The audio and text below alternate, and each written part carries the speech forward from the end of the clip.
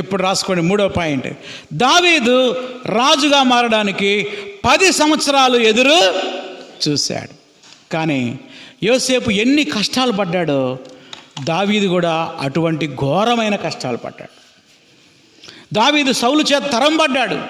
అనేక సార్లు చంపడానికి ప్రయత్నం చేశారు. ఈట విసిరాడు. గుహల్లో అక్కడక్కడ దాక్కున్నాడు. మనమైతే అసలు ఎన్ని సణుగులు జరిగేవాళ్ళమో. దేవా, నన్ను రాజుని చేస్తానన్నావు, ఈ ఈట పోట్లేంటి, ఈ సైనికులేంటి, ఈ చంపడం ఏంటి, తరం పట్టడం ఏంటని ఎంత టెన్షన్ పడేవాళ్ళము. కానీ దావీదు దేవుని సమయం కొరకు ఎదురు చూశాడు. ఎన్ని సంవత్సరాలు? ఓకే, ఇప్పుడు ఈ 3 చెప్పండి.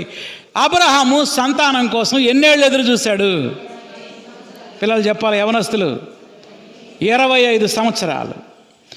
యోసేపు ప్రైమ్ మినిస్టర్ అవ్వడానికి ఎంతకాలం ఎదురు చూశాడు? కల నెరవేర్పుకి 20 సంవత్సరాలు.